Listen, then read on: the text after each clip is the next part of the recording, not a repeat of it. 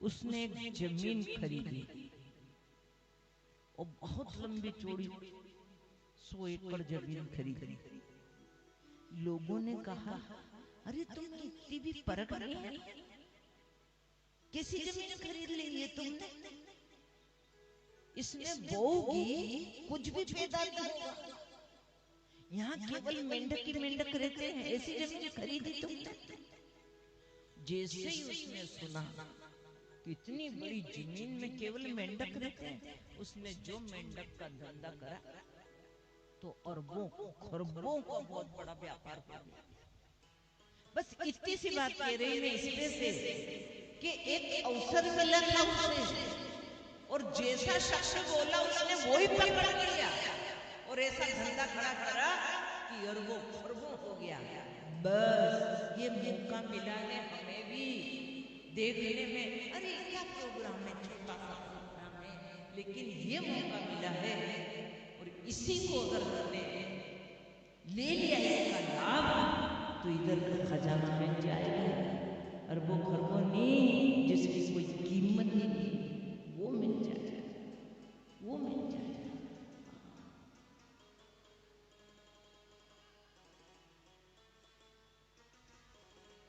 रावण ये कहता था कि दुनिया में जो सुंदर चीज है, जो भी सुंदर है वो मेरी, उसे ले आता था।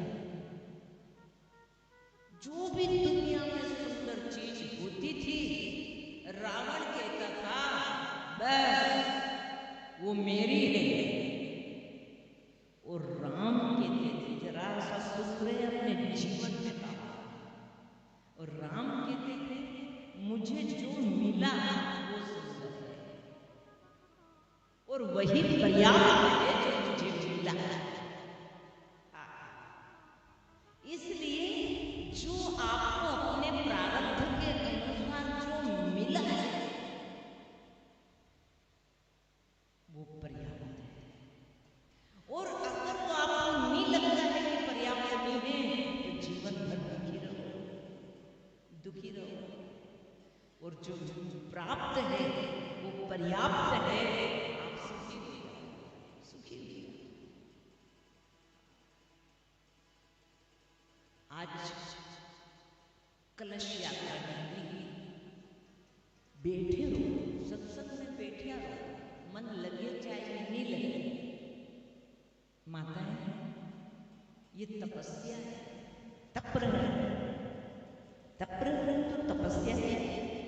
हम तपस्या कब होती है? जब वो तपस्या है। यहाँ हम धर्म के खातिर, हम भगवान के खातिर कष्ट उठा रहे हैं, इसलिए तपस्या है। खाली बैठे रहो जैसे बने उसे तो भी पाप की कटनी चली रही है और पुण्य की कमाई हो रही है। खाली बैठे जे में कष्ट तो होएगो,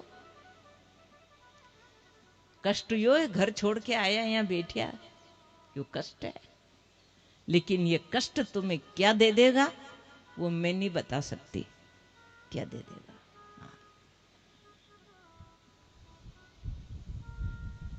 आज कलश यात्रा निकली, किसी ने कलश से पूछा कि क्यों रे, तेरे को तो सिर पे धारण करते, सब सर पे उठाए उठाए घूमते हैं, यानी बड़ा सम्मान है कलश का। अरे सम्मान नहीं, पूजन होता है कलश का। हाँ, तो सबने सिर पे कलश रखा, वो कलश रखे, कलश की यात्रा निकाली, शोभा यात्रा। तो तुझे सिर पे धारण करे, तेरा पूजन करे, तेरी आरती करे, बाद में जब भजन चले तब जल सेवा। हाँ, गर्मी बहुत है, अच्छी बात है आप जल पीते रहें, लेकिन जब भजन चले तब, सत्संग में नहीं। बीच सत्संग में नहीं, थोड़ा सा 2 शब्द सुन ले हम, कितना हम खर्चा करते हैं, कितना हम मेहनत करते हैं, तब जाके हमें ये मौका मिलता है। तो अब सब माताएं में क्या कह रही, भजन चले जदे जल पीनो, कथा में थोड़ी सा सुन लो, कई मालूम कौन सा शब्द हमारा जीवन के बदल दे। हाँ, हमारो अलग विषय है भाई, इसलिए शायद तुम्हारे पसंद नहीं आ, कहीं माँ पानी नहीं पीन दे, अरे नहीं नहीं नहीं, माँ तो माँ है, इसलिए ध्यान दीजिए कि जितना प्रेम पिता करता है या दूसरे लोग करते हैं, उससे 100 गुना प्रेम मां करती है। और मां जितना प्रेम करती है, उससे 100 गुना गुरु प्रेम करता है। और गुरु जितना प्रेम करता है, उससे 100 गुना परमात्मा प्रेम करता है आपसे। हाँ, बहुत सारी गलतियां, बहुत सारे अपराध वो क्षमा करता है, क्योंकि वो हमसे बहुत ज्यादा प्रेम करता है। इसलिए तो जो बहुत क्षमा करता है, कहते हैं ना कि जो न्यायाधीश होता है ना, न्यायाधीश, वो न्यायाधीश हमारी 2 गलती भी क्षमा नहीं करता है, और जो द्वारकाधीश है वो हमारी 50 गलतियां क्षमा कर देता है, क्योंकि वो हमसे प्रेम करता है। अच्छा, जिससे तुम प्रेम करते हो उसकी गलतियां क्षमा करते हो कि नहीं करते हो? करते हो। हाँ, ये ऐसे शब्द, कोई कोई शब्द लग जाए आपको, हाँ,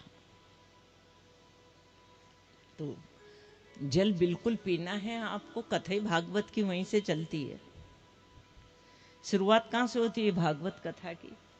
परीक्षित शिकार के लिए जाते हैं, जंगल में प्यास लगती है ना, इधर उधर जल तलाशते हैं, कहीं मिलता नहीं है। तो एक ऋषि की कुटिया है, आश्रम था, वहां पहुंच गए परीक्षित।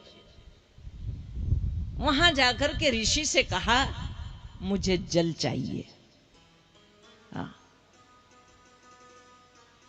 3 किसी के बस में नहीं रहते हैं। एक है नारी, तुम हृदय में भी बसा के रखो, जब भी वो तुम्हारे बस में नहीं रहती है। एक है शास्त्र, ये तुम्हारे बस में नहीं रहते, दिमाग से निकल ही जाते हैं, सटक ही जाते हैं।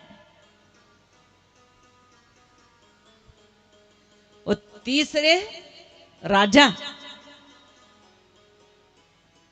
वो भी किसी के बस में नहीं रहता है।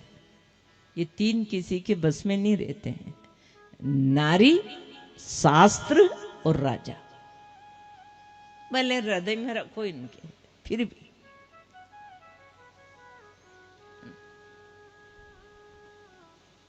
तो जंगल में शिकार के पीछे भटकते भटकते पानी की प्यास लगी राजा को, तो आश्रम पे गए।